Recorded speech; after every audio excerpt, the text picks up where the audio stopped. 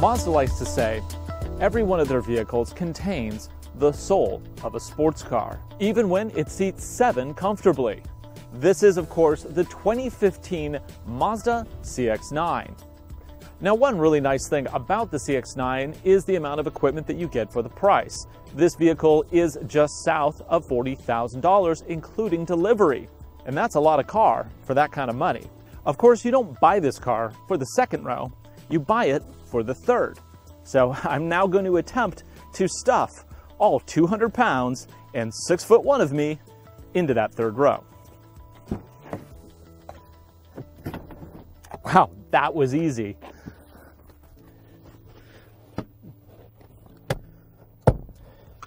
Okay, third row, plenty of room. I'm 6'1". My head's rubbing a little bit, but I have tons of leg room. I got lots of hip room, and I even have 2 cup holders. I certainly cannot complain about this third row. Opening the trunk is super easy, thanks to the button on the remote. Just hold it down, and up it goes. There's also a push button if you prefer that. Now, we can see immediately that obviously the third row impacts the amount of space in the trunk. However, there is extra stowage under the floor, which is great. Now, if I want more space, all I have to do is pull this, pull that, pull that, pull that, and now we have a massive amount of cargo space. If I need any more, I can put the second row down as well.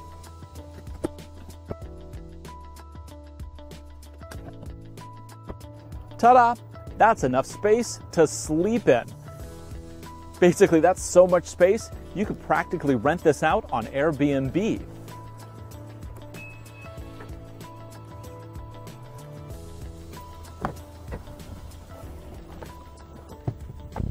Okay, so here we are inside the 2015 Mazda CX-9, and everything here seems very straightforward and rather traditional.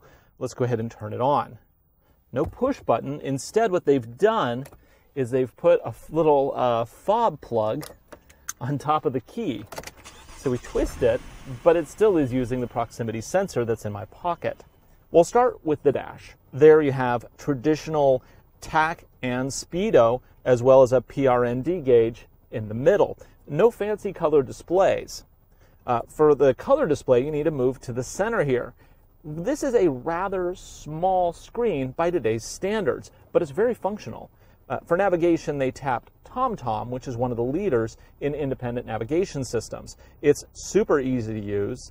It's fairly quick, too, which is really nice.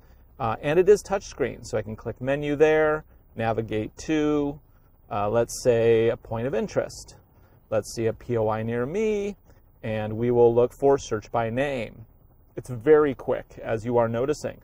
So the aircon, moving down here, is traditional dual knobs. The temperature is up here, as well as some other multifunction stuff. That's actually a carryover that Mazda's been using for quite a long time. Now, you'll notice that I keep revisiting that certain features of this car have been around for a long time. Well, it's because the CX-9 has been around for a long time. This vehicle has not had a substantial redesign since it was introduced, I think, around 2007. However, the funny thing is, it still is one of the best 3-row 7-passenger SUVs you can get, which is pretty amazing. I think that for many years it kind of flew under the radar, but now people are looking at Mazda because of great cars like the new CX-5, the newly revised Mazda 3. People are again looking at Mazda and saying, what else do they have in a larger vehicle? They're finding the CX-9 and finding it to be actually a really, really good vehicle. The steering wheel, leather wrapped, really nice. Seat warmers, absolutely. No seat coolers though. You can also have aircon in the back, which is independent of the aircon in the front. So people in the second row, if you say your kids prefer it hotter or colder, they can argue over that in the second row. Cup holders. And under the elbow rest here, you get a dual split, and you have USB as well as auxiliary, and a 12-volt power socket. This is the Grand Touring, so it comes with a sunroof, which is quite nice, and eyeglass holders. So under the hood is a 3.7-liter V6. That's a big one. In this case, it powers a 6-speed automatic transmission. No manual is available, unfortunately. And it powers all 4 wheels through an all-wheel drive system. So this thing is ready to go in all seasons. So let's see how the CX-9 does on this unusually sunny Seattle afternoon. But no worries, it'll probably start raining in about 2 minutes. It probably comes as no surprise that the CX-9 is a joy to drive. Many SUVs claim to drive like a car, but this one not only delivers, it exceeds expectations. The suspension and handling are more like a large sports sedan than a 3-row crossover. Yes, it's that good. But don't take my word for it. Go to your local AutoNation Mazda dealer and drive one yourself. Power is plentiful, and the automatic works very well to provide power when necessary. As I mentioned earlier, economy isn't a strong point with the CX-9. But when you're having this much fun driving, you really won't worry about it. The CX-9 received a major facelift in 2013, using Mazda's so-called Kodo design language, and it still looks fresh today. As you see it here, the CX-9 Grand Touring all-wheel drive runs just under $40,000.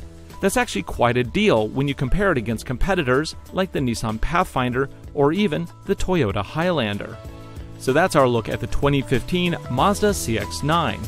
It's a 3-row vehicle that still manages to deliver the driving enjoyment you'd expect from Mazda. For more information about the Mazda CX-9, visit AutoNation.com today.